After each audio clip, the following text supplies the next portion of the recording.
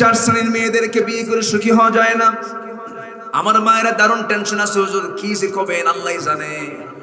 মেয়েরা তো দারুণ টেনশনে পড়ে গেছেন, মা চিন্তা করার কোনো কারণ নাই। আজকের মাহফিলে সবাই এসেছেন, সবাইকে কম বেশি করে কিছু কথা বলতে হয়, এক রাত যেহেতু পেয়েছি। চারটা গুণ, বদগুণ যার মধ্যে থাকবে সেই বদগুণ সম্পূর্ণ নারীকে স্ত্রী বানালে সে কখনো সুখী হবে না। নাম্বার ওয়ান হলো যে বান্দি, যে মেয়েগুলো অতিরিক্ত রূপ চর্চা করে। রূপের যত্ন ভিন্ন কথা, রূপের যত্ন আপনার পরিষ্কার থাকবেন, গোসল করবেন, ওযু বানাবেন। যার জীবনে ওযু আছে, গোসল আছে, তার চাইতে বড় বড়, তার চাইতে যত্ন করার মাধ্যম আর দুনিয়াতে কিছু নাই। জোরে বলি আলহামদুলিল্লাহ। 5 ওয়াক্ত ওযু করলে তার চেহারা এমনি সুন্দর থেকে যায়, আলহামদুলিল্লাহ বলে। রোগ হবে না। আল্লাহ তাআলা তো জানেন বান্দা সুস্থ থাকবে কেমনে, সব সিস্টেম করে দিয়েছেন। কিন্তু মেয়েরা কি করে অতিরিক্ত রূপ চর্চা করে। আল্লাহ তাআলা গায়ের যে চামড়া দিয়েছেন, এই চামড়া তার পছন্দ হয় না, এরপর আবার আটা ময়দা মাখে। কি ময়দা? আটা ময়দা। এই আটা ময়দা মহিলা জীবনে কোনো সুখ দিতে পারবে না। মায়েরা খুব চিন্তায় আছে, বুঝলেন? এগুলো কি করতেছেন আপনি? মেসাকার হয়ে গেল, বিউটি পার্লার খতম হয়ে গেল। নাম্বার 2 হলো যে সমস্ত মেয়েরা রূপের বড়াই করে, রূপ নিয়ে বড়াই করতে নিয়ে স্বামীকে খোঁটা দিয়ে কথা বলে। স্বামীটা একটু কালো হলে পরে সকাল বিকাল খোঁটা দেয়, আছে না? স্বামীটা কষ্ট পায়, কিন্তু মনে মনে চিন্তা করে বাচ্চা কাচ্চার মা হয়ে গেছে, যা মাফ করে দিলাম। কিন্তু না মা, আপনার স্বামী আপনার ভাগ্যে একটু কালো পড়েছে, ভাবতে হবে এই কালো বান্দাটা আমার আল্লাহ আমাকে জুটিয়ে দিয়েছে। মন খারাপ করা যাবে না। লাকাদ কাররামনা বানি আদম, আদম সন্তানকে আমি আল্লাহ নিজে সম্মান দিয়েছি। কার কথা? কোন কালোকে কালো বলবেন না। কালোকে কালো বলা হারাম, কালোকে কালো বলা, অন্ধকেও কানা বলা, খাটোকে বাইটা বলা হারাম। সূরা হুজরাত পড়বে। কোন বউকে গালমন্দ করা যাবে না। বউটা আবার কালো হয়ে গেছে, স্বামীর মনটা খারাপ, নতুন বিয়ে করতে গেছে, টের পায় নাই। হয়তো বউটা একটু কালো হয়ে গেছে, 3 দিন যাওয়ার পর কান্দে আর কয়, আহারে বউটা আমার কালো, সুমনের বউ দেখতে কত সুন্দর। দেখেন নজর কাছে সুমনের বউ, সে কি সুখী হবে? অন্যের বউর দিকে তাকালে সুখী হবে? যার নজর খারাপ, পৃথিবীর হাজারো সুন্দরী মহিলার সামনে হাজির করলে ওর নজর ঠিক হবে না। আর যার নজর ভালো, তার সামনে একটা নারী আল্লাহ তাআলা জুটাইয়া দিলে সেটা নিয়ে ভাববে এটা আমার পৃথিবীর শ্রেষ্ঠ রানী। এটা ঠিক কিনা? চরিত্রকে সুন্দর করতে হবে। বউটা কালো হয়েছে, কোনো ক্লেম করাও যাবে না। সুন্দর করে তার সামনে দাঁড়িয়ে বলতে হবে, তুমি আমার চোখে খুবই সুন্দরী, আল্লাহ যা জুটিয়ে দিয়েছেন তাতে আলহামদুলিল্লাহ। আমার মা, আপনার স্বামী একটু কালো হয়ে গেছে, মনক্ষুণ্ণ হওয়া যাবে না। কালোর দাম কে দিয়েছেন? এই পৃথিবীতে 3টা কালো ছিলেন, খুব দামিওয়ালা কালো 3 জন ব্যক্তি ছিলেন, তার মধ্যে একজন হচ্ছেন বেলাল। কে বলেন? বেলাল। কি কালো মানুষ! আহারে, শুধু কালো না, মহা কালো। মাঝে মাঝে সাহাবীরা বলতেন, হুজুর কালো পাহাড় আসে। কি পাহাড় আসে? আমার নবীজি একদিন বলেই ফেললেন, সাহাবীরা, আমার সাহাবী বেলালকে তোমরা কালো পাহাড় বলে গালি দিও না, কারণ বেলাল কষ্ট পেলে আমি কষ্ট পাবো, আর আমি যদি কষ্ট পেয়ে যাই খবরদার আমার আল্লাহও কিন্তু কষ্ট পেয়ে যাবে। আমার বেলালকে কষ্ট দিও না। সাইয়েদনা বেলাল কালো ছিলেন, কিন্তু তার ভিতরটা কত সাদা ছিল, কত সুন্দর দিলওয়ালা ছিলেন। আমার নবীজি বেলালের আজান না শুনলে পর অস্থির হয়ে যেতেন। আমার নবীজি বেলালকে আজান দিতে বলতেন, যদিও তার আজানটা একটু অস্পষ্ট ছিল, জিহ্বাটা খাটো ছিল। খাটো হবে না কেন? তার জিহ্বাটা খাটো করে দিয়েছিল তার মনিব মাইয়া। কালিমা পড়তেছিলেন, কালিমা পড়া অবস্থায় মুখের মধ্যে নখ ঢুকায় দিয়া, বাবলা গাছের কাঁটা ঢুকায় দিয়া, জিহ্বার ভিতরে কাঁটা ঢুকায় দিয়ে বলেছে, বেলাল আল্লাহর জিকির করবি কেমনে? বেলালের রক্ত আমার মাখামো, কথা বলতে পারছেন না, নখটা উঁচু করে বলছেন, আমার মনিব মাইয়া, আমার জিহ্বা অকেজ করে দিলেও কি হবে? আমার দিলের মধ্যে আমার আল্লাহর নামটা আমি অঙ্কন করে নিয়েছি। জোরে বলি সুবহানাল্লাহ। লোকটা ধলা না কালো? কালো। আরেকজন কালো হলেন লোকমান। কোরআনে কারীমের ভিতরে লোকমান নামে একটা সূরা আছে। এত একজন কালো মানুষ ছিলেন, তাকে কেউ চিনতো না, দুনিয়ার মানুষ তাকে জানতো না, চিনতো না, বুঝতো না। একজন সামাজিকভাবে অপরিচিত মানুষ, কেউ তার নামও জানে না, কেউ তাকে চিনেও না। খাটো মানুষ, কালো মানুষ, চুলগুলো খাড়া খাড়া, নাকগুলো মোচা মোচা, চোখটা ছোট ছোট, এমন একজন অসুন্দর মানুষ বাহ্যিক ভাবে দেখা গেলেও কিন্তু আল্লাহ তাআলা তার ওয়াজকে এত সুন্দর পছন্দ করলেন। কোরআনের মতো কিতাবের মধ্যে লোকমানের ওয়াজ আল্লাহ পাক কোরআনে ঢুকায়া দিবে। কার ওয়াজ? ওহুয়া ইয়াইযুহু, ওহুয়া ইয়াইযুহু, তিনি তার সন্তানকে ওয়াজ করছেন। ইয়া বুনাইয়া লা তুশরিক বিল্লাহ। লোকমান ওয়াজ করেছেন বাইরে না পরিবারে? বলেন বলেন বলেন। আর আমরা কি পরিবারে ওয়াজ করি? পরিবারে কোনো ওয়াজ আছে? পরিবারে ওয়াজ আগে দরকার না পরে দরকার? আমার রাসূল প্রথম ওয়াজ করেছেন বাইরে না পরিবারে? প্রথম দাওয়াত দিয়েছেন বাইরে না পরিবারে? লোকমান আলাইহিস সালাতু ওয়াস সালাম সন্তানদের কিনে মাঝে মাঝে বসতেন। কালো মানুষ, আল্লাহ পাক তাকে দান করেছেন, কি হিকমত তাকে দান করেছেন। ওয়ালাকাদ আতাইনা লোকমানাল হিকমাহ, আমি লোকমানকে হিকমত দিয়েছিলাম। বিশেষ প্রজ্ঞাবান তিনি ছিলেন, উপস্থিত বুদ্ধি তার খুব বেশি ছিল। একদিন লোকমান আলাইহিস সালাতু ওয়াস সালাম সন্তানদেরকে ডাক দিয়ে বলছে, আমার সন্তানরা তিনটা নসিহত তোমাদেরকে করি। এক নাম্বার নসিহত হলো পৃথিবীর শ্রেষ্ঠ খাবার সব সময় খাবা, পৃথিবীর শ্রেষ্ঠ বিছানায় সব সময় থাকবা, পৃথিবীর শ্রেষ্ঠ প্রাসাদে অবস্থান করবা। সন্তানগুলো তিনটা কথা শুনে হাসতে হাসতে বলে, আব্বা এই তিনটা কি আমাদের দ্বারা সম্ভব নাকি? আমরা গরিব মানুষ। লোকমান বলছেন, তোমরা আমার কথার ভাষা বোঝো নাই, তোমাদেরকে বুঝাই দিচ্ছি। পৃথিবীর শ্রেষ্ঠ খাবার খাওয়া মানে কখনো ভরা পেটে খেতে বসবা না, শূন্য পেটে ক্ষুধা পেটে খেতে বসবা, এবং ক্ষুধা পেটে ঘুম থেকে ক্ষুধা পেটে খাবার থেকে উঠবা, মনে হবে এটাই পৃথিবীর শ্রেষ্ঠ খাবার। যেরকম সুবহানাল্লাহ, কি মেডিকেল ট্রিটমেন্টের তিনি চিকিৎসা করলেন, কি সুন্দর ফার্স্ট ট্রিটমেন্ট তিনি দিয়ে দিলেন, কি পদ্ধতি শিখিয়ে দিলেন। এই পদ্ধতি এখনো যদি ফলো করা হয় সমাজে কোনো রোগী থাকবে না। আল্লাহু আকবার। ক্ষুধা পেটে খাবে, ক্ষুধা পেটে উঠবে। আমার ভাইয়েরা, তবে হ্যাঁ, যদি কোনো বান্দা আল্লাহকে সবচেয়ে বড় সাক্ষী বানিয়ে রাখে, আল্লাহকে বন্ধু বানায়, যে আল্লাহ আমাকে মার পেটের মধ্যে রেখেছেন 10টা মাস, সেই মার পেটের মধ্যে আল্লাহ পাক আমাকে বড় করলেন, চোখের জায়গায় চোখ দিলেন, কানের জায়গায় কান দিলেন, সুন্দর চেহারা বানায় দিলেন। সেই মার পেটের মধ্যে কোনো আলো ছিল নাকি? আলো ছিল? কোন আলো ছিল না। দুনিয়ার কোন ফ্যাক্টরিতে কোন পণ্য বানাতে গেলে আলোর আলো ছাড়া সেটা বানানো যায় না। গার্মেন্টস ফ্যাক্টরি দেখেন কত পর্যাপ্ত আলো, 3,500 থেকে 4,000 ফ্যাক্টরি ঢাকার আশেপাশে আছে। আলো ছাড়া চলে না, কোন কারখানা আলো ছাড়া চলে না। কিন্তু মানুষ তৈরির কারখানা মারপেট, সেই মারপেট আমি আপনি জন্ম নিলাম, বড় হলাম, কিন্তু কোন আলো নাই। ঘন কালো নিকষ কালো অন্ধকারে আমার আম্মা আমাকে, আমার আম্মার পেটের ভিতরে আল্লাহ পাক আমাকে কত নিখুঁত করে বানিয়েছেন। তাকান আপনার নিজের দিকে, কত দরদ দিয়ে আল্লাহ তাআলা আমাকে বানিয়েছেন। যদি আল্লাহ 2টা চোখ না দিয়ে দুনিয়াতে পাঠাতেন কত অসহায় মনে হতো। 2টা পা যদি না হতো কত অসহায় মনে হতো। এমন চোখ হারা পা হারা লোক আছে না নাই রে ভাই? আল্লাহ তাআলা এত সুন্দর করে নিখুঁত করে বানায়া দিয়েছেন। আল্লাহ বলছেন, বান্দা আমাকে বলিস তুই কেমনে রে? তোর প্রাণ তো আমার হাতে, তুই যাবি কোথায়, পালাবি কোথায়? আমার কাছেই তোর ধারণা দিতে হবে বান্দা। অতএব আমি তোকে বলতে চাই, আল্লাহ বলেন, বান্দারে তুই যখন আমার দিকে 1 হাত আগাস, আমি তোর দিকে 10 হাত আগাই। বান্দা তুই যখন আমার দিকে হেঁটে হেঁটে আসিস, আমি তোর দিকে দৌড়ায় দৌড়ায় যাই। আল্লাহ আমাকে জান্নাত দেওয়ার জন্য সর্বক্ষণ প্রস্তুত, কিন্তু আমি জান্নাত নিতে চাই না, আমি জান্নাতের পথে থাকতে চাই না। শয়তান তো সর্বক্ষণ ওয়াসওয়াসা দেওয়ার জন্য আছে। যুবক, আজান যখন হয়ে যাবে, সর্বপ্রথম আজান শোনার সঙ্গে সঙ্গে কাজ আগে না নামাজ আগে? আসতে বলবেন না, কাজ আগে না নামাজ আগে? নামাজটা আদায় করতে যাব, কারণ আমার সবার আগে আমার কথা বলতে হবে কার সাথে? আল্লাহর সঙ্গে আমাকে কথা বলতে হবে। ঘুম থেকে উঠি আমি কি করব? ঘুম থেকে উঠি আমার প্রথম দায়িত্ব হলো ওযুটা বানায় নিলাম, সুন্দর করে নামাজে দাঁড়ায় গেলাম। যে বান্দা ফজর নামাজ পড়বে, আল্লাহ তাকে এক্সট্রা করে 10টা মর্যাদা দিবেন। কয়টা মর্যাদা দিবেন? 10টা মর্যাদা দিবেন। 1 নাম্বার মর্যাদা হলো, যে বান্দা ফজর নামাজ জামাতে পড়বে, আল্লাহ তাআলা তার নামটা কখনো মুনাফিকের কাতারে রাখবেন না। জোরে বলে সুবহানাল্লাহ। মুনাফিকরা সব নামাজ পড়লে ফজর নামাজ পড়তে পারে না। কষ্ট হচ্ছে আপনাদের? কথাগুলো একটু সবাই লেগে লেগে যাবে, কথাগুলো কিন্তু খুব দামি কথা, আমার কথা।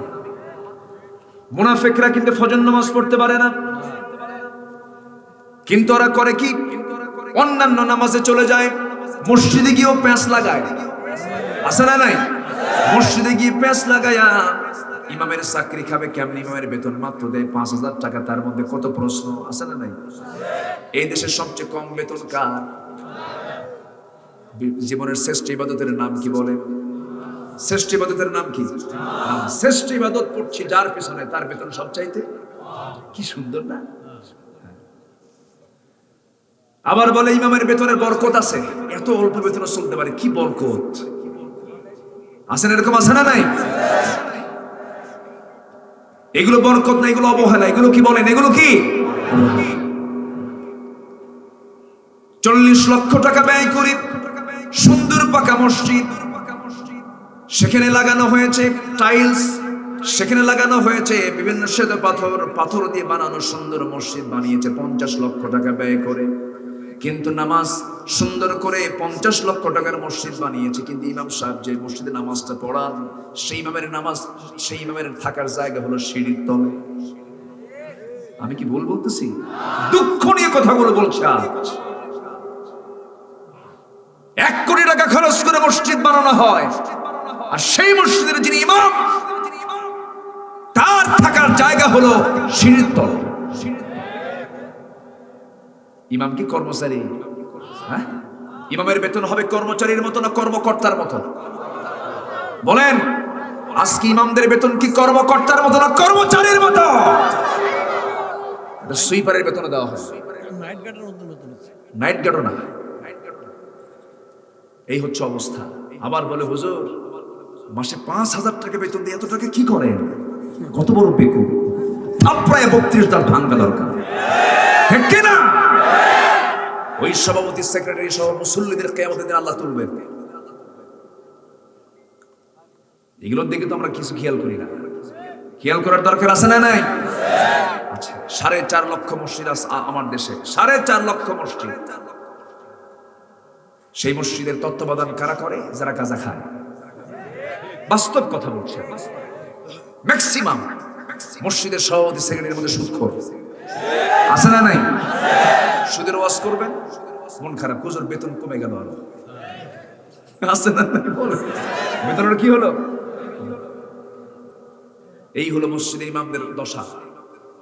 আমি কুড়িগ্রামে মাহফিল করতে গেছি, কুড়িগ্রাম, মাত্র 20 গ্রাম, কুড়িগ্রাম মাহফিলে গেছি। মাগরিবের নামাজে দাঁড়াবো আমি, তো এক মুয়াজ্জিন আযান দিয়ে দেখি চলে যাচ্ছে। তো মাগরিবের আযানের পরে তো নামাজ হয়, তাই না? দেরি তো হয় না, আযান দিয়ে নামাজ শুরু হয়। তুমি দেখি আযান দিয়ে চলে যাচ্ছে। বললাম যে আপনি আযান দিয়ে আবার চলে যাচ্ছেন কেন? 300 টাকার বেতন আবার নামাজও, কি কথা কি বুঝতেছেন? আমি এখন বললাম আপনি কি নামাজ পড়বেন না? হ্যাঁ পড়বো। আমি কোথায়? আরেক জায়গায়, এখানে আযান দেই আর ওখানে নামাজ পড়বো। বাস্তব কথা, দুঃখের কথা এগুলো। এই হচ্ছে মাদ্রাসার শিক্ষক আর মসজিদ ইমামদের বেতনের হাল। এরপরে বলে হুজুর এত টাকা কি করেন? এগুলো কি আল্লাহর বন্ধুর পরিচয়? বলেন, আল্লাহর বন্ধুর পরিচয়। একটা গ্রামে 100টা ঘর, 100টা ঘর মিলে একটা মসজিদ। সেই মসজিদের ইমাম যদি হয়, ইমামের বেতন যদি হয় 4,000 5,000, আর বাড়ি বাড়ি খাওয়া আছে না? অমুক বাড়িতে খাবেন ফকিরের মতো, অমুক বাড়িতে খাবেন ফকিরের মতো। ইমাম কি ফকির? হ্যাঁ? আজকে আমরা কোথায় কি করছি? এগুলোর ব্যাপারে জবাবদিহিতা আল্লাহর কাছে আছে না নাই? আসতে বলবেন না, আছে না নাই? আমি কোন মসজিদে, আমার এই প্রায় 25 থেকে 25 বছরের খতিবের অভিজ্ঞতা, আমি খুতবা দেই। এই পর্যন্ত 7-8টা মসজিদে আমি খুতবা দেই, এখনো দেই। ঢাকার 2 মসজিদে আমি জুমার খুতবা দিই। আমি ওই খতিবের মেম্বারে বসে আমি প্রথমেই বলে নেই যে এই জায়গায় যে বসে আছি, আপনারা ভাববেন না আমি এখানকার কোনো কর্মচারী। যদি ভাবেন আমি এখানে আসবো না। এই জায়গায় খুতবা দিতেন, মেম্বারে বসতেন মুহাম্মদ সাল্লাল্লাহু আলাইহি ওয়াসাল্লাম। সেই মর্যাদা কি আছে? সেই মর্যাদা কি আছে? ইমাম সাহেব খুতবা দেয় আর সভাপতি সাহেব ঘড়ি দেখে, এরকম একটু ঘড়ির একটু টাইম পার হয়ে গেছে, খতিব সাহেব আছে না নাই? মানে গলাও তো ঠিক নাই, গাঁজা খাইছে যে, মদ খায় তো ঠিক নাই মাথা। টাইম পার হয়ে গেল, শেষ হয়ে গেল টাইম, ওর নামাজ হবে। সুপার ক্লাস বেয়াদব, ঠিক কিনা? ইমামকে অর্ডার দেওয়ার মতো ক্ষমতা মুসল্লি রাখতে পারে নাই? তো এগুলো সিস্টেম নাই ইসলামে। এগুলো সূরা হুজুরাত পড়ি নাই তো, সূরা হুজুরাত পড়লে তো সে আদব শিখবে। কষ্ট হচ্ছে আপনাদের?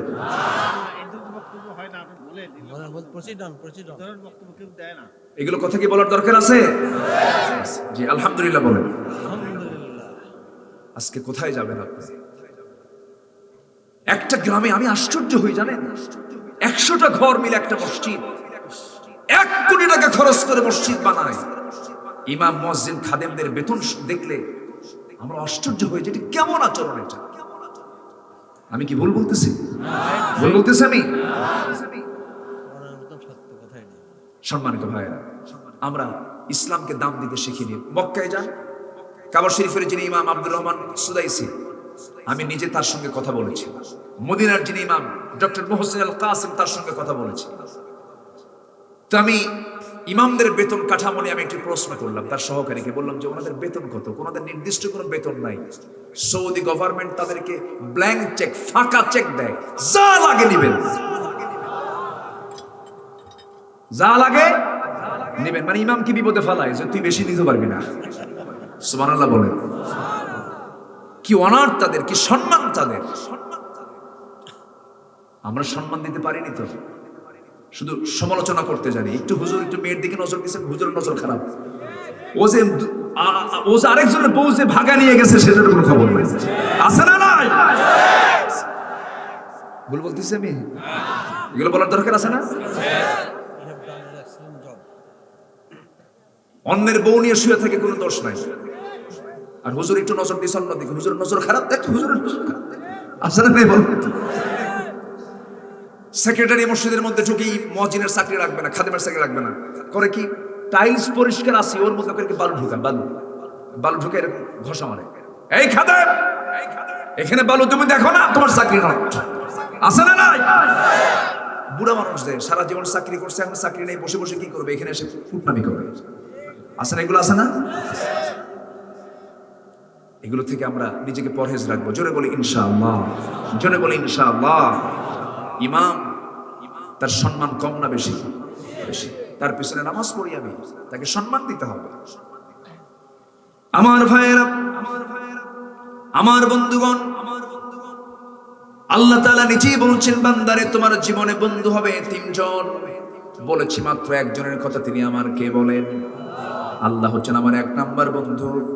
নাম্বার 2 হলো সেই সমস্ত বান্দাগুলো আমার বন্ধু হবে যারা প্রকৃতি ইমানদার। ইমানদার যারা হবে তারা হবে আমার বন্ধু।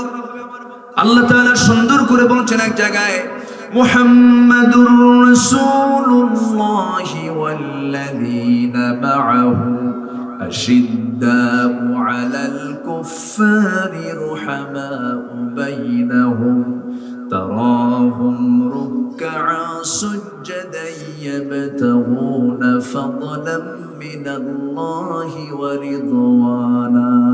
জোরে বলুন আল্লাহু আকবার। ইমানদাররা পরস্পরের রহমদিল হয়ে যাবে, কাফিরদের ব্যাপারে খুব আপোষহীন হয়ে যাবে, কঠোর হয়ে যাবে। ইমানদার তারা ভ্রাতৃত্বের বন্ধনে আবদ্ধ হয়ে যাবে। আল্লাহ তাআলা এই জায়গায় বলছেন, ওয়াল মুমিনুনা ওয়াল মুমিনাতু বা'দুহুম আউলিয়াউ বা'দ ইয়া'মুরুনা বিল মা'রুফি ওয়া ইয়ানহাউনা আনিল মুনকার। মুমিন পুরুষ, বিশ্বাসী পুরুষ, বিশ্বাসী মহিলা পরস্পরের বন্ধু হয়ে যাবে, ভ্রাতৃত্বের বন্ধনে আবদ্ধ হবে। মক্কার মুহাজির সাহাবী হিজরত করে কোথায় গেলেন? কোথায় গেলেন? মক্কার মুহাজির সাহাবীরা হিজরত করে কোথায় গেলেন? মদিনায় চলে গেলেন। মক্কায় তাদের বাড়ির অভাব ছিল না, ব্যবসার অভাব ছিল না, খাদ্য সামগ্রীর কোনো অভাব ছিল না। খেজুর বাগান সহ সবকিছু মক্কায় সবকিছু রেডি ছিল, সবকিছু ছিল, প্রস্তুত পরিবার ছিল। ধনাঢ্য শ্রেণীর সাহাবীরা মক্কা ছাড়লেন, হিজরত করলেন দিনের জন্য। মদিনায় যখন চলে গেলেন, আনসাররা বললেন, ইয়া রাসূলুল্লাহি, আমাদের জীবন দিয়ে হলেও মুহাজির সাহাবীদেরকে আমরা সাহায্য করব। জোরে বলে সুবহানাল্লাহ। মুমিন তো মুমিনের জন্যই থাকার কথা ছিল আজকে, কিন্তু আজকে দুঃখজনক হলো সত্য, মুসলিম দেশের সম্পর্ক বেশি না খ্রিস্টানদের সঙ্গে সম্পর্ক বেশি? ইহুদির সঙ্গে সম্পর্ক বেশি। আজকে দুঃখ লাগে সৌদির সঙ্গে সবচেয়ে গভীর সম্পর্ক হলো ইসরায়েলের। দুঃখ রাখি কোথায়? আমার ভাইয়েরা, অথচ আল্লাহ তাআলা বলছেন তোমরা কখনো বন্ধু হিসাবে আউলিয়া মিন দুনিল মুমিনিন, মুমিন ছাড়া কোনো কাফের মুশরিককে তোমরা কখনো বন্ধু বানাতে পারবে না, কারণ কাফের কখনো মুমিনদের বন্ধু হতে পারে না। ইহুদিরা কি আল্লাহর বন্ধু না শত্রু? ইহুদির ঈমানদারদের বন্ধু না শত্রু? কেন তারা শত্রু? ইহুদির ব্যাপারে আল্লাহ স্পষ্ট বক্তব্য দিয়েছেন, ওয়াকালাতিল ইয়াহুদু উযাইরুন ইবনুল্লাহ ওয়াকালাতিন নাসারাল মাসীহ ইবনুল্লাহ। ইহুদিরা বলে উযাইর হলো আল্লাহর ছেলে, যেরকম নাউজুবিল্লাহ। নাসারা খ্রিস্টানরা বলে ঈসা হলো আল্লাহর বেটা, যেরকম নাউজুবিল্লাহ। ঈমান আছে? যারা আল্লাহকে নিয়ে এমন কথা বলতে পারে তারা কি আমাকে আপনাকে ছাড়বে? আমাকে আপনাকে ছাড়বে? নবীকে তারা হত্যা করেছে, নবীকে। ইয়াহইয়া আলাইহিস সালাতু ওয়াস সালামকে জবাহ করেছে, যাকারিয়া আলাইহিস সালাতু ওয়াস সালামকে করাত দিয়ে চিরে দুই টুকরা করেছে। সেই ইহুদির বাচ্চারা আজও আছে না নাই? আছে না নাই? ভাড়াটিয়া হয়ে ঢুকলো ফিলিস্তিন ইসরায়েলে, ভাড়াটিয়া 45-এ ঢুকলো, 1945-এ ভাড়াটিয়া হয়ে ঢুকলো। এখন তারা হয়ে গেছে বাড়িওয়ালা। কি হয়ে গেছে? আর মুসলমান হয়ে গেছে কি? ভাড়াটিয়া। আপনার বাড়ি, আপনার সম্পত্তি, আপনার সিএসএমআর সিরাজগঞ্জ শহর আপনার বাড়ি। কেউ যদি এসে আপনার বাড়ি দখল করে বলে এটা আমার বাড়ি, আপনি কি মানবেন? এটা কি ন্যায় না অন্যায়? এই চরিত্র হলো ইহুদিদের। এই চরিত্র কার? ইহুদির সঙ্গে আপনি আত্মীয়তা করলেন, যে হ্যাঁ ঠিক আছে বলবো ইনশাআল্লাহ, ঠিক আছে, কত কথা বলি, বহু আলোচনা। তো কি যেন বলতেছিলাম? ইহুদি আত্মীয়। হ্যাঁ, ইহুদি আত্মীয় আমার দেশে আছে না নাই? আছে না নাই? মুসলমান ইহুদিকে বিয়ে করতে পারবে? মুসলমান ওয়ালা তানকিহুল মুশরিকাত হাত্তা ইউমিননা, ঈমান না আনা পর্যন্ত কোন মুশরিকা নারীকে বিয়ে করা যাবে। কার কথা? আসতে বলবেন কার কথা? কিন্তু আমার দেশের পার্লামেন্টে এমন বক্তব্য হয়, মাননীয় স্পিকার, আমার ছেলে বিয়ে করেছে ভারতের কলকাতার গাঙ্গুলি পরিবারে। আমার বৌমা খুবই পরহেজগারিনী, সে যখন ঢাকায় আসে তখন সে 5 ওয়াক্ত নামাজ পড়ে, এবং যখন সে কলকাতায় যায় তখন সে পূজাও করে। মাননীয় স্পিকার, এটা যে ধর্মের স্বাধীনতা, কত বড় জামানার মুফতি হয়ে গেছেন। সম্মানিত ভাইয়েরা, ইমানদারের বক্তব্য এগুলো হবে না। ইমানদার চলবে দুই পথে না এক পথে? ইমানদার চলবে দুই পথে না এক পথে? ভ্রাতৃত্ব তৈরি করবো আমাদের মাঝে, জোরে বলি ইনশাআল্লাহ। আমার নবীজি সাহাবে কেরামকে নিয়ে মদিনায় চলে গেলেন। একজন সাহাবীর ইতিহাসটা আমার মনে পড়লো, আব্দুর রহমান ইবনে আউফ রাদিয়াল্লাহু তাআলা। জান্নাতের সংবাদ পেয়েছেন পৃথিবীতে 10 জন সাহাবী। কয়জন? 10 জন। কিন্তু এই 10 জনের চোখের পানি কম ছিল না বেশি ছিল? কার ভয়ে? 10 জন সাহাবী জান্নাতের সংবাদ পাইছেন, কিন্তু চোখের পানি সবচেয়ে বেশি ছিল তাদের। খালি কাঁদছেন, খালি কাঁদছেন। সাইয়েদনা আবু বকর একদিন কাঁদতেছেন, হঠাৎ করে দোকানদারি করতে করতে, খলিফা তিনি শাসক একজন, আবার দোকানদারিও করতেন, ওনার কাপড়ের দোকান ছিল। তো উনি দোকানদারি করতে করতে হঠাৎ করে কাঁদতেছেন। এক কাস্টমার এসে বলতেছে যে, আবু বকর, এই কাপড়টা 6 মাস আগে নিয়েছিলাম, পছন্দ হয়নি, কাপড়টা ফেরত নাও। কাপড়টা কি নাও? ফেরত নাও। তো উনি ফেরত নিলেন এবং তাকে টাকাটাও ফেরত দিলেন। জিনিস নিয়ে, কাপড় নিয়ে টাকাটা ফেরত দেওয়ার পরপরই তিনি কাঁদতেছেন। সবাই বলে, আবু বকর, তোমার মতো মানুষ এই কাপড়টা ফেরত দিল আর টাকা ফেরত দিয়ে তুমি কাঁদো, ব্যাপারটা কি? তিনি বলতেছেন, দেখো আমি কাঁদতেছি অন্য কারণে। কি? তিনি বলতেছেন, আমি কান্না করতেছি এই জন্য, আল্লাহ তাআলা তো জানমাল আমার কিনে নিয়েছেন জান্নাতের বিনিময়ে। ইশতারা মিনাল মুমিনিনা আনফুসাহুম বিআমওয়ালিহিম বিআন্না লাহুমুল জান্নাহ। কিন্তু আমি চিন্তায় পড়ে যাচ্ছি, এই খরিদ্দার আমার কাছে এসে 6 মাস পরে তার কাপড় অপছন্দ হয়েছে, সে অপছন্দের কাপড়টা দিয়ে গেল, টাকাটা ফেরত নিয়ে গেল। কিন্তু আমি আবু বকর চিন্তা করতেছি বসে বসে, এমনটা যদি আমার ক্ষেত্রে হয়, কেমন তোমার কি হবে? আমি মরে যাওয়ার পর হাসরের ময়দানে আল্লাহ যদি আমাকে আস্তে করে আড়ালে ডেকে বলেন, আবু বকর, তোমার নামাজ, তোমার জিহাদ, তোমার দান, তোমার সাদকা একটাও আমি আল্লাহ আমার পছন্দ হয় না, তুমি ফেরত নাও, তুমি ফেরত নাও। তিনি এখন কাঁদতে কাঁদতে বলছেন, আল্লাহ তুমি যদি এমনটা আমার সঙ্গে করো, যেমনটা খরিদ্দার আজকে আমার সঙ্গে করলো, আমি তার টাকাটা ফেরত দিয়ে দিয়েছি, জিনিসটা নিয়েছি, কিন্তু তুমি যদি আমাকে আমলনামা ফেরত দিয়ে দাও, আমি কার কাছে যাব আল্লাহ? জান্নাতের সংবাদ পাওয়ার পরও কি চোখের পানি ফেলে ফেলে কেঁদেছেন সাহাবীরা। কি পরিমাণ আল্লাহর ভয় তাদের মধ্যে কাজ করেছে। ওমরে ফারুকের মতো মানুষ কাঁদতে কাঁদতে অস্থির হয়ে গেছেন। আব্দুর রহমান ইবনে আওফ রাদিয়াল্লাহু তাআলা আনহু মক্কা ছেড়ে মদিনায় চলে আসলেন। সবচেয়ে বড় ব্যবসায়ী ছিলেন মক্কার মাটিতে। এত বড় ব্যবসায়ী ছিলেন যে কোটি কোটি টাকার মালিক তিনি ছিলেন। বউ ছেড়ে আসলেন, সন্তান ছেড়ে আসলেন, কার খুশির জন্য? আসতে বলবেন না, কার খুশির জন্য? আল্লাহকে খুশি করার জন্য, রাসূলকে খুশি করার জন্য তিনি মক্কা ছেড়ে যখন মদিনায় চলে এসেছেন, বউ নাই, বাচ্চা নাই, সব মক্কায় রেখে এসেছেন, কেউ ঈমান আনে নাই, সম্পত্তিগুলো রেখে চলে এসেছেন। নবীজির সামনে হঠাৎ করে একদিন তিনি অসহায়ের মতো বসে আছেন। নবীজি তার দিকে তাকায়া চোখের পানি আটকাতে না পেরে কেঁদে কেঁদে বলছেন, আব্দুর রহমান তোমাকে দেখে আমার চোখে পানি চলে এসেছে। আব্দুর রহমান তোমার কি না ছিল? তোমার টাকা ছিল, পয়সা ছিল, জৌলুস ছিল, ঘর ছিল, বাড়ি ছিল, আজকে তুমি ইসলাম কবুল করার কারণে সব তুমি হারিয়ে ফেলেছো। তোমার কি কষ্ট হচ্ছে না আবু বকর? তোমার কি কষ্ট হচ্ছে না আব্দুর রহমান? তিনি মুস্কি হাসি মেরে বলছেন, ইয়া রাসূলুল্লাহ, মক্কা ছেড়েছি, বউ বাচ্চা ছেড়েছি, ব্যবসা বাণিজ্য ছেড়েছি, আমার সবচেয়ে বড় বন্ধু আমার আল্লাহকে পেয়েছি। যেরকম সুবহানাল্লাহ। আমার এক নম্বর বন্ধুকে বলেন। সূরা মাইদার 56 এবং 55 নম্বর আয়াতে আল্লাহ জানিয়ে দিচ্ছেন, তোমরা কোন বন্ধু খোঁজো? তোমরা আসল বন্ধু তিনটা খুঁজে নাও। এক নম্বর হলো, এক নম্বর বন্ধুকে। আব্দুর রহমান বলছেন, হুজুর আমি আল্লাহকে আমার সবচেয়ে বড় বন্ধুকে ফিরে পেয়েছি, আমার কোনো কষ্ট নাই। রাসূল বলছেন, আব্দুর রহমান এরপরও তো কিছু টাকা পয়সার দরকার হয়, দেখি তোমার জন্য কিছু করা যায় নাকি। এক আনসার সাহাবীকে ডেকে বলছেন, আনসার এইদিকে আসো, আমার আব্দুর রহমানের জন্য দেখো তো কিছু করা যায় নাকি। সেই আনসার সাহাবী খুব খুশি হলেন, ঘোড়ার পিঠে চড়ায় নিয়া মদিনার বুকের সবচেয়ে বড় দুইটা বাগান, খেজুর বাগান তাকে দেখালেন। দেখানোর পরে বলছেন, ভাই আব্দুর রহমান ইবনে আওফ, এই দুইটা বাগানের মালিক আল্লাহ পাক আমাকে বানিয়েছেন। এই দুইটা বাগানের যে কোনো একটা বাগান তুমি পছন্দ করবে, এই মুহূর্তে আমি তোমার নামে দলিল করে দেব। জোরে বলি সুবহানাল্লাহ। আমার ভাইরা, আমরা এক নাম্বার ভালোবাসবো কাকে? নাম্বার 2 হলো ইমানদারকে। কাকে ভালোবাসবো? ইমানদারদেরকে আমরা ভালোবাসবো। ইমানদার আগে না নিজের ভাই আগে? ভালো করে কোন। কিন্তু ভাইটা যদি আবার ইমানদার হয়, দুটা প্লাস হয়ে গেল। দুটা কি হলো? প্লাস হলো। কিন্তু ইমানটা আগে, ভাইটা পরে। ইমান আগে, ভাই পরে।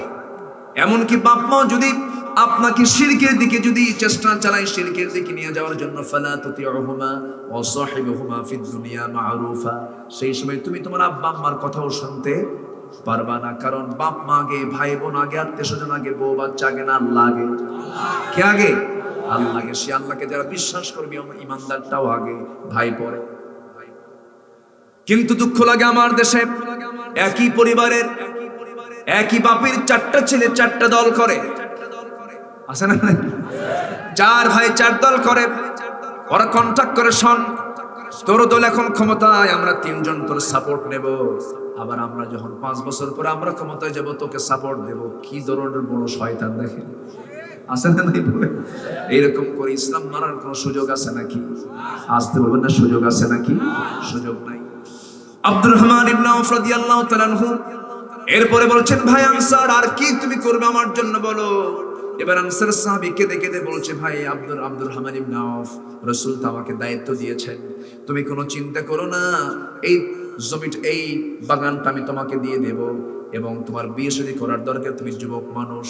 কিন্তু এই মদিনার নগরে কোনো মেয়ের বাবা তোমার সঙ্গে বিয়ে দেবে না, কারণ তোমার বাড়ি এখানে নয়, তোমার ঘর নাই, বাড়ি নাই, টাকা নাই, পয়সা নাই, বিয়ে তোমাকে কেউ দেবে না। অতএব আমি সিদ্ধান্ত নিয়েছি, আল্লাহ আমাকে 2টা স্ত্রী দান করেছেন, একটা স্ত্রী তালাক দেব, তুমি তাকে বিয়ে করে নিবা। সুবহানাল্লাহ বলবেন না?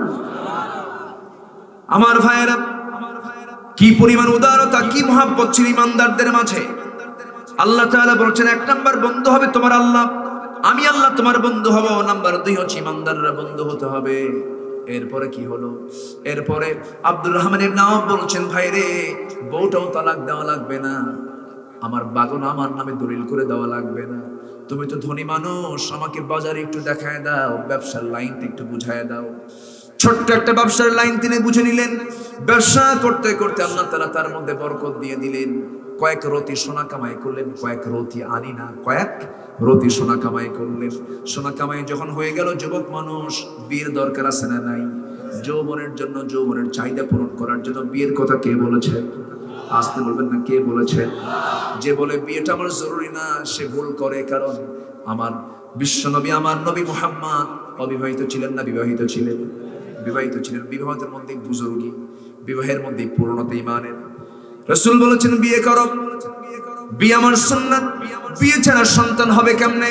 বিয়ে ছাড়া আদম সন্তান হবে কেমনে? বিয়ে ছাড়া আল্লাহর বান্দার জন্ম হবে কেমনে? তারা আল্লাহর জিকির করবে কেমনে? বিয়ে করার দায়িত্ব আছে না নাই? হুকুমটা কে দিয়েছেন? আল্লাহ দিয়েছেন। আব্দুর রহমান করলেন কি? কয়েক রতি সোনা কামাই করে তিনি বিয়ে শাদী করে ফেললেন। বিয়ে শাদী করার পর 3 দিন পর নতুন কাপড় চোপড় পরে সুগন্ধি লাগায়া নবীর সামনে গিয়ে যখন হাজির হলেন, রাসূল তাকে দেখে মুস্কি মুস্কি হাসি মেরে বলছেন, আব্দুর রহমান, তোমার সুন্দর নুরানি চেহারা আজকে দেখতে পাচ্ছি, কাপড় সুন্দর, আবার সুগন্ধি লাগানো, মনে হয় তুমি একটা কিছু করছো নাকি? হুজুর, আমি বিয়ে করছি। রাসূল বললেন, তুমি আব্দুর রহমান বিয়ে করলা, হিজরত করে মদিনায় আসলা, তুমি আমাকে খবরটা দিলে না কেন? আমি জানলাম না, আমি দাওয়াত পেলাম না। হুজুর, বিয়ে করতে গেছি, পছন্দ হয়েছে, আপনাকে দাওয়াত দেবো, মনেই নাই। কি নাই বলেন? মনে নাই। বিয়ে করতে গেলে কিন্তু অনেক কাছের মানুষ বাদ পড়ে যায়। বাদ পড়ে না? বাদ পড়ে না? বাদ পড়ে যায়। পরে বন্ধুটা মন খারাপ করে, কিন্তু আমার রাসূল তো ওরকম বন্ধু না, রাসূল মাফ করে দিয়েছে। যারা বলে সুবহানাল্লাহ।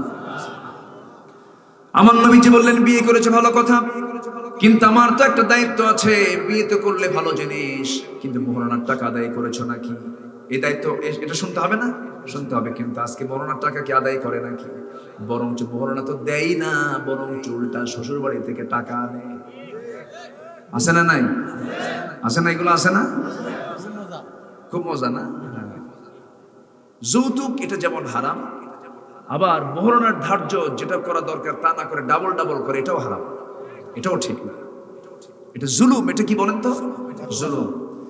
10 লক্ষ টাকা মোহরানা ধার্য করে, 20 লক্ষ টাকা মোহরানা ধার্য করে, তো ছেলের এই অ্যাবিলিটিটা নাই, দিয়ে দিল কেন?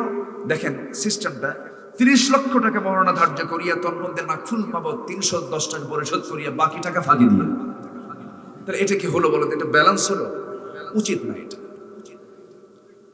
যৌতুক যেমন মেয়ে পক্ষের উপরে জুলুম করা, মোহরানা অতিরিক্ত ধার্য ধরাও এটা বর পক্ষের উপরে জুলুম করা, ঠিক কি না? জালেম কেউ কোন অংশ কম না। কথাগুলো কি এগুলো বলার দরকার ছিল না ভাই? আমি কিন্তু সামাজিক প্রেক্ষাপটগুলোকে সামনে রেখে কিছু কিছু কথা বলার চেষ্টা করছি। এগুলো করা ঠিক না। রাসূল বলেন, তুমি কি বিয়ে করছো টাকা দিয়ে? হুজুর, ওই যে কয়েক রতি সোনা কামাই করছিলাম, ওটা দিয়ে বউটা বানায়, বউটা নিয়ে চলে আসছে, নগদ নগদ, কোনো বাকির কাজ রাখি নাই। রাসূল খুব খুশি হলেন। রাসূল বলেন, আল্লাহ তুমি আমার আব্দুর রহমানের ব্যবসার মধ্যে বরকত দিয়ে দাও। নবীর মুখের বরকত আছে না? আব্দুর রহমান এত বড় ব্যবসায়ী হলেন, তাবুক অভিযানে আব্দুর রহমান একাই দিয়েছিলেন 3 বস্তা সোনা। কয় বস্তা? 3 বস্তা সোনা দিয়েছে তাবুক অভিযানের সময়। প্রচুর সম্পত্তির প্রয়োজন, 30,000 সৈন্য নিয়ে গেছেন তো। ওই সময় আব্দুর রহমানের এই দাওয়ানটা খুব কাজে লেগেছে। রাসূল মারা যাওয়ার পর মাঝে মাঝে উম্মাহাতুল মুমিনিন, আজকের মাদ্রাসার নাম কি? উম্মাহাতুল মুমিনিন, মানে আমার নবীজির যে স্ত্রীরা ছিলেন তাদের সেবার জন্য সবসময় আব্দুর রহমান অফ করতেন, ওই বাড়িতে টাকা দিয়ে আসতেন, ওই বাড়িতে সম্পদ দিয়ে আসতেন। বলতেন যে এটা উম্মাহাতুল মুমিনিনদের জন্য বরাদ্দ, আল্লাহ আমার ব্যবসায় বরকত দেয়, আমি এদের পিছনে ঠেলে দিই। যেরকম আল্লাহু আকবার। আসেন দোয়া করি নাকি? না না না, কি দোয়া? রাত চলবে, আলোচনা চালাবো। জোরে বলি ইনশাআল্লাহ। কেবল তো আলোচনা লাইনে উঠতেছে, তাই না? One line. জি, খুব সুন্দর। বলি আলহামদুলিল্লাহ, লাইনের উপর আমরা আছি। তাহলে বন্ধু আমরা কয়জনকে বানাবো? বলেন কয়জনকে বানাবো? 1 নাম্বার কে? 1 নাম্বার কে? আমাকে দেখেন কে? আমাকে শোনেন কে? আমাকে বুঝেন কে? আমাকে দেখেন কে? আমাকে জানেন কে? আমার সব কিছু চালান কে? তিনি তো আমার বন্ধু হবেন। বাস, ক্লিয়ার কথা। বউ তো হেরে যায়, বউ হেরে যায় না? অনেকের বউ হারে না। এই আসতে কোন কেন? বউ হারে না, বউ হারে না। শুধু হারে না, আপনার জিনিসপাতি নিয়ে যাও, চলো না। 4 শ্রেণীর মেয়েকে বিয়ে করলে পরে আপনি সুখী হবেন না। কয় শ্রেণী শুনবেন? এই যুবকরা শুনবেন না? আবার কিছু শ্রেণীর যুবককে মেয়েরা স্বামী হিসেবে গ্রহণ করতে পারবে না, এটাও শোনাবো। খালি এক পক্ষ শুনবে, এত সস্তা না। হ্যাঁ হ্যাঁ, ঠিক আছে, সংশোধন হতে হবে। তোমার মাথার চুল ঠিক নাই। অধিকাংশ যুবকদের মাথার চুল কি ঠিক আছে? বলেন, চুল ঠিক আছে? আল্লাহ চুল দিছে সব দিকে, 2 রকম না 1 রকম? চুল তো 1 রকম রাখা উচিত ছিল, সেই চুল 1 রকম না রেখে সাইডে নাই, 2 সাইডে একদম চামড়া বের করা, কাউয়া কাটিং আছে না? পিছনে চুল নাই, গোল কইরা, ওই দেখেন চুল ঢাকতেছে, গোল কইরা মাথার উপরে দক্ষিণ তালপট্টির দ্বীপ আছে না নাই? এগুলো মাথার চুল। শার্ট প্যান্ট ঠিক আছে, নতুন প্যান্ট বাজার থেকে কিনে আনে ঈদের আগে, হাঁটুতে ফাটা, হাঁটুতে ফাটা। ফাটা মানে ইঁদুর কাটা। ইঁদুরের কাটা কি এক সমান হয় না? এবড়া থেবড়া, ফাটা প্যান্ট পরছে। এবং প্যান্টের যে এরিয়াটা, প্যান্ট পরতে হবে হলো নাভি বরাবর, বেল্ট থাকবে নাভির উপরে, কারণ নাভি থেকে হাঁটুর নিচ পর্যন্ত হলো সতর। সতর আগে না নামাজ আগে? বলেন, সতর আগে না নামাজ আগে? অথচ তার সতর দেখেন, এমন প্যান্ট পরছে, প্যান্টের বেল্ট হচ্ছে নাভির এত নিচে, সীমান্ত বর্ণ। কি কথা কি বলবো? যে কোনো মুহূর্তে অ্যাক্সিডেন্ট হয়ে যেতে পারে। দেখবেন এই প্যান্ট পরে মাঝে মাঝে শিশুর মতো খালি তোলে, আছে না? এরকম করে টান, কিরে তোর প্যান্ট এরকম টান, তুই কি শিশু? আমি কি ভুল বলতেছি? এই হচ্ছে প্যান্টের হাল। রুকুতে যখন গেল, আমি একদিন নামাজ পড়তে গেছি মসজিদে, তো নামাজ আমি সুন্নত শুরু করব, তার আগে দেখে এক যুবক নামাজ পড়তেছে। তো শুরু করছে যখন সে নামাজ, ভাবলাম দেখি এই পোশাকে কেমন করে নামাজ পড়ে। রুকুতে গেছে, রুকুর ঠেলায় দেখি প্যান্ট নিচের দিকে, শার্ট উপরের দিকে। ছোট তো, শর্ট তো, মাঝখানে ফাঁকা। তো ভাবলাম এই তো রুকু, সেজদায় যে কি হবে আল্লাহ জানে। সেজদায় যখন গেল, দেখলাম প্যান্ট খুইলা আন্ডার প্যান্ট বের হয়েছে। আমি কি ভুল বলতেছি বলেন? অধিকাংশ প্যান্ট গুলো, আমি কি ভুল বললাম? যে পোশাকে আপনার নামাজ হবে না, সেই পোশাক ওয়ালা, ওই রুচি চুল থেকে পা পর্যন্ত পোশাক ঠিক নাই, ওরে কি বিয়ে করে শান্তি হবে? এই আমারে পছন্দ করছে দেখি, বিদেশে কামড়ায় না, না আমারে তো ছাড়ে না। আচ্ছা চলে গেছে। এই যে লাইট আছে তো, লাইটে এটা হচ্ছে মৌমাছি না? এটা মৌমাছি, এটা ইমানদার। একটা আছে মাছি। মাছি সব জায়গায় বসে। মাছি কোন জায়গায় বসে? যেখানে যায় সেখানে বসে। ও যায়, খাদ্য বসে, কুখাদ্য বসে, মুখ দিয়ে খায়, যেটা হালা খায় নিজ দিয়ে ছাড়ে, ওটা তো বসে, যেটা খাদ্য সেটা তো বসে। ওর হচ্ছে মাছি। আর এটা কি? সব জায়গায় বসে। ও বসে হলো জায়গা মতো, মধু, মৌমাছি। ওয়াউহা ইলান নাহলি, আমি আল্লাহ তাআলা মৌমাছিকে ওহী দিয়েছি, আনিত্তাখিযি মিনাল জিবালি বুয়ুতা, পাহাড়ে বাসা বানাও, গাছের ডালে বাসা বানাও, সুন্দর করে মৌচাক প্রস্তুত করো, মধুগুলো সংগ্রহ করো, আমার বান্দারা খাবে, সব রোগ সারবে। জোরে কোন সুবহানাল্লাহ। আল্লাহ মাছিকে কইছেন না মৌমাছিকে কইছেন? আমরা মাছি হব না মৌমাছি হব? আল্লাহ মৌমাছি পাঠাইছে এই জন্য আমার কাছে, তো এই অবস্থা কম, ঠিক কিনা? মৌমাছি হবেন, আমরা মৌমাছির চরিত্র নেব, এক জায়গায় বসবো, 2 জায়গায় বসবো না। কথা বোঝা গেল? যুবক, তোমার নামাজ হতে হবে, সেই পোশাক তোমাকে পরতে হবে, সব পোশাক ছাড়তে হবে, ইসলামী পোশাক ধরতে হবে। আল্লাহ কবুল করুন, জোরে বলি আমিন। মেয়েদেরকে, 4 শ্রেণীর মেয়েদেরকে বিয়ে করে সুখী হওয়া যায় না। আমার মায়েরা দারুণ টেনশন আছে, হুজুর কি যে কবেন আল্লাহই জানে। মেয়েরা তো দারুণ টেনশনে পড়ে গেছেন, মা চিন্তা করার কোনো কারণ নাই। আজকের মাহফিলে সবাই এসেছেন, সবাইকে কম বেশি করে কিছু কথা বলতে হয়, এক রাত যেহেতু পেয়েছি। 4টা গুণ, বদগুণ যার মধ্যে থাকবে, সেই বদগুণ সম্পূর্ণ নারীকে স্ত্রী বানালে সে কখনো সুখী হবে না। নাম্বার ওয়ান হলো যে বান্দি, যে মেয়েগুলো অতিরিক্ত রূপ চর্চা করে, রূপের যত্ন ভিন্ন কথা, রূপের যত্ন আপনার পরিষ্কার থাকবেন, গোসল করবেন, ওযু বানাবেন। যার জীবনে ওযু আছে, গোসল আছে, তার চাইতে বড় বড়, তার চাইতে যত্ন করার মাধ্যম আর দুনিয়াতে কিছু নাই। জোরে বলি আলহামদুলিল্লাহ। 5 ওয়াক্ত ওযু করলে তার চেহারা এমনি সুন্দর থেকে যায়, আলহামদুলিল্লাহ বলে। রোগ হবে না। আল্লাহ তাআলা তো জানেন বান্দা সুস্থ থাকবে কেমনে, সব সিস্টেম করে দিয়েছেন। কিন্তু মেয়েরা কি করে? অতিরিক্ত রূপ চর্চা করে। আল্লাহ তাআলা গায়ের যে চামড়া দিয়েছেন, এই চামড়া তার পছন্দ হয় না, এরপর আবার আটা ময়দা মাখে। কি ময়দা? আটা ময়দা। এই আটা ময়দা মহিলা জীবনে কোনো সুখ দিতে পারবে না।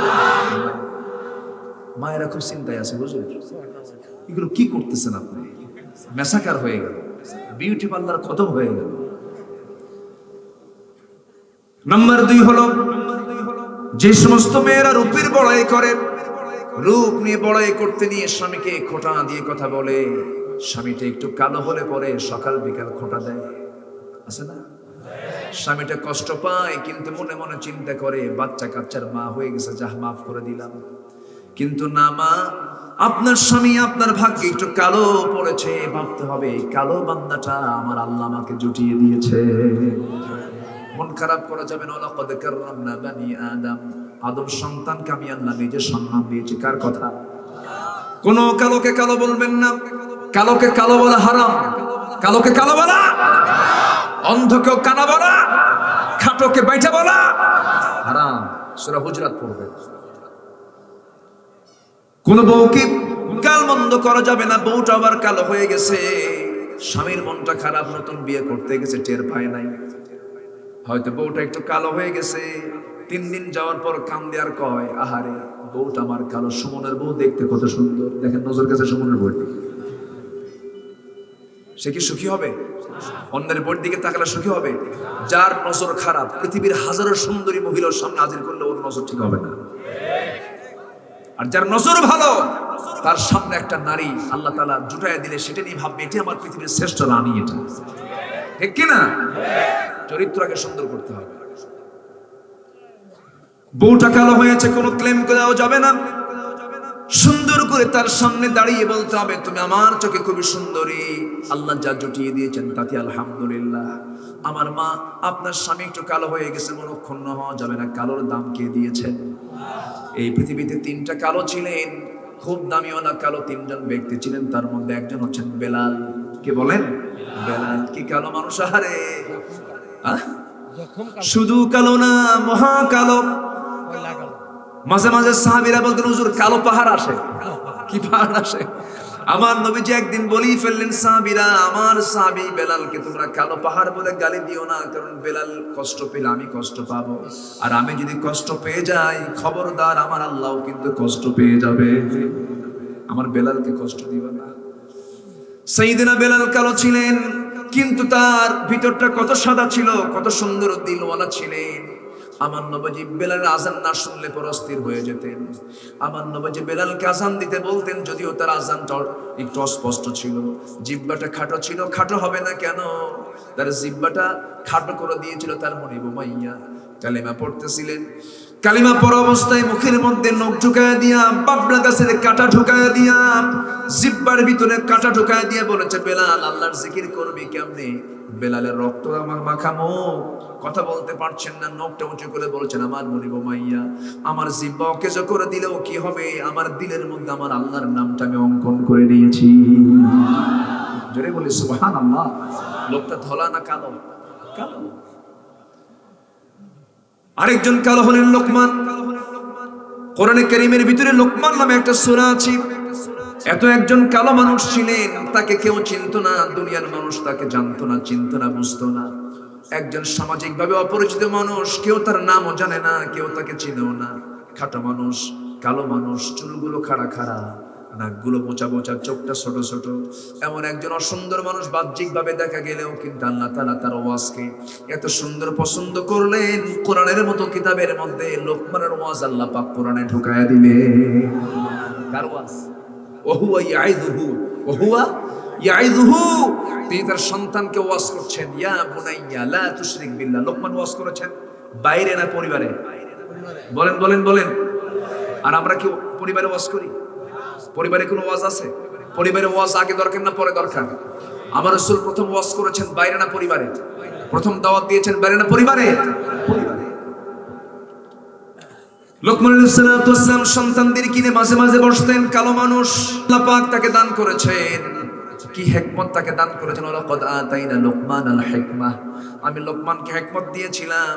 বিশেষ প্রজ্ঞাবান তিনি ছিলেন, উপস্থিত বুদ্ধি তার খুব বেশি ছিল।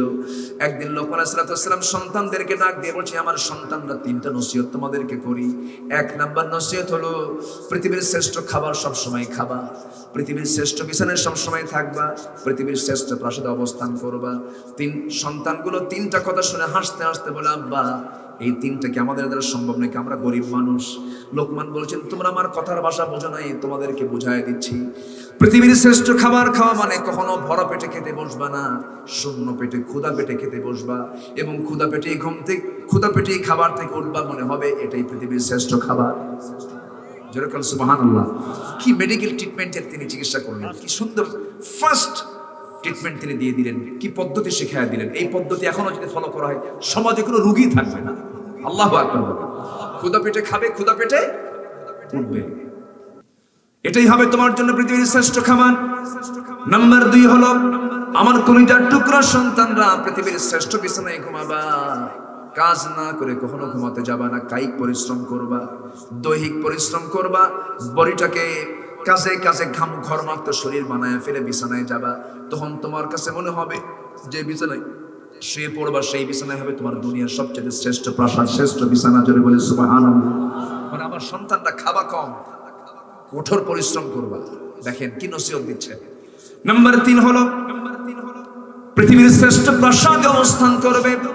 এবার তিনি বোঝাচ্ছেন শ্রেষ্ঠ প্রাসাদ বলতে আমার বাজানরা, মানুষের যে মন নামক যে রাজত্ব আছে, মনের রাজত্ব তোমরা বিজয় করে ফেলবা, মানুষের মনকে জয় করে ফেলবা।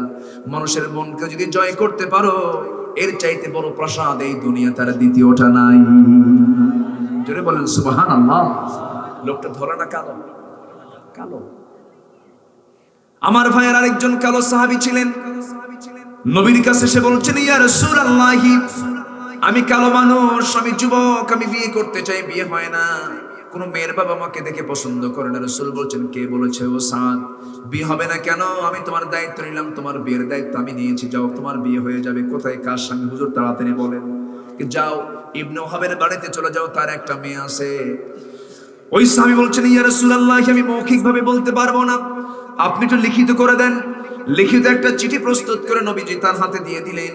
মেয়ের বাবার কাছে গিয়ে বলছেন, ইবনে ওহাব, এই যে চিঠিখানা পড়ো, তাড়াতাড়ি ব্যবস্থা করো। চিঠিখানা নিয়ে ইবনে ওহাব হাতের মধ্যে নিয়ে যখন দেখলেন রাসূল চিঠিখানা পাঠিয়েছেন তার মেয়ের জন্য, দারুণ খুশি হয়ে গেলেন। এবার ছেলেকে বললেন, সাদ রে, রাসূল আমাকে পাঠিয়েছেন, আমার কাছে পাঠিয়েছেন, আমার কোনো আপত্তি নাই, কিন্তু মেয়েটা আমার সুন্দরী, আকাশের চাঁদের মতো চকচকে চেহারা তার, তুমি তো কালো, আমার মেয়ে যদি পছন্দ না করে আমার কিছু করার থাকবে না। তবে আমার বিশ্বাস, আমার মেয়েটা আমার কথার বাইরে কখনো যেতে পারে না। এমন গ্যারান্টি কি আজকের ঘরে ঘরে বাপদের আছে নাকি? আসতে কবেন না, আছে নাকি? এমন তো গ্যারান্টি নাই। কিন্তু এই সাহাবী এই কথা বলে ভিতরে ঢুকে যখন দেখলেন, বললেন, আমার মা, রাসূল চিঠি পাঠিয়েছেন, একটা ছেলে পাঠিয়ে দিয়েছেন, মেয়ে কান্দে। বাপ বলছে, মা রে, তোর কান্না বুঝতেছি, তোর মনে হয় পছন্দ হয় নাই, যা বিয়ে দেব না। মেয়েটা বলে, বাবা বুঝতে ভুল করেছো, দেওয়াল ঘেঁষে ঘেঁষে সমস্ত কথাগুলো আমি শুনে নিয়েছি, এই জীবনে আমার বিয়ে হবে একজনের সঙ্গে, সেটা হচ্ছে নবীজির পছন্দ করা সেই কালো ছেলের সাথে। যেরকম সুবহানাল্লাহ। 4 ছেলের মেয়েকে বিয়ে করলে সুখী হওয়া যাবে না। আমার নবীজি ওই সাহাবীকে পাঠিয়ে দিয়েছেন। এবার মেয়ের বাপটা বাইরে এসে বলছে, সাদ রে, আমার মেয়ে রাজি, আমিও রাজি। সাদ বলছেন, আমিও তো রাজি হয়ে গেলাম। চললাম নবীর দরবারে, নবীর সামনে গিয়ে বলছেন, ইয়া রাসূলুল্লাহ, আজকে আমি সফল হয়েছে, মেয়ে রাজি হয়ে গেছে, মেয়ের বাপও রাজি হয়ে গেছে, হুজুর বিয়ের ব্যবস্থা করে দেন। আমার নবী এমন রাসূল, আমার রাসূল এমন রাসূল ছিলেন, বিয়েরও তিনি দায়িত্ব গ্রহণ করতেন। রাসূল বলছেন, বিয়ে তো করবা, ভালো কথা, টাকা পয়সা আছে নাকি? টাকা পয়সা ছাড়া তুমি বিয়ে করবা কেন? হুজুর, টাকার দায়িত্ব আমার দিলে পরে জীবনে আমার বিয়ের কিসমতে নাই। রাসূল বলেন তাহলে তুমি কেমনে বিয়ে? হুজুর সব দায়িত্ব যখন আপনি নিলেন, টাকাটা আপনি দেন, বিয়েটা আমি করি। হুজুর কান সুবহানাল্লাহ। আমার নবীজি রাগ করলেন না, বলেন ঠিক আছে যাও, আমি এই দায়িত্ব নিয়ে নিলাম। কে আসো? এই নোমান এদিকে আসো তো, ওসমান আমার জামাই এদিকে আসো তো।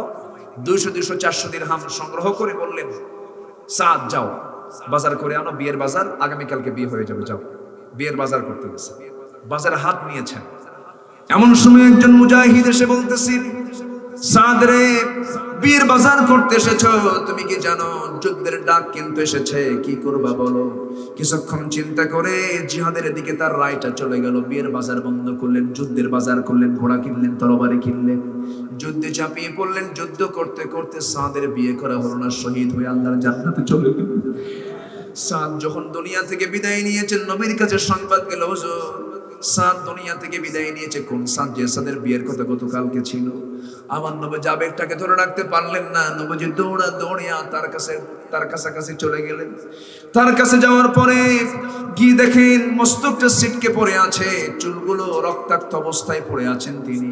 আমার নবীজি তার চেহারার দিকে তাকায়া মুস্কি মুস্কি হাসেন, আবার কান্নায় ভেঙে পড়েন।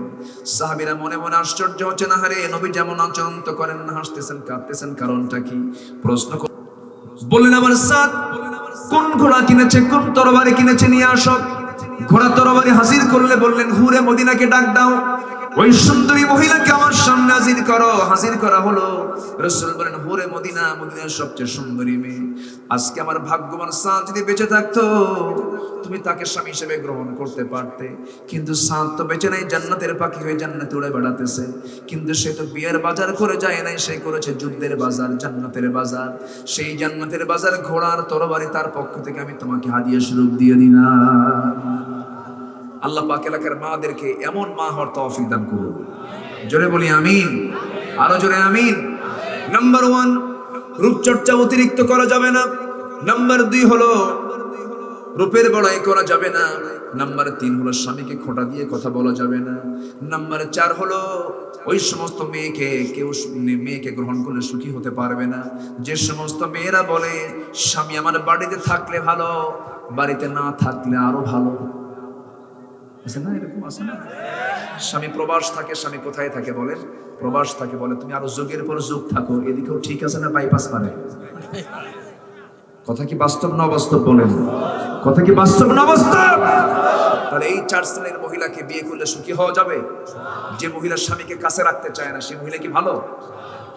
স্ত্রী তো স্বামীর জন্য পাগল হবে, স্বামী স্ত্রীর জন্য পাগল হয়ে যাবে, অস্থির হবে। স্বামী পাগলা আর বউ পাগলা, দুটা হতে হবে, না হলে কি মহব্বত জুটবে?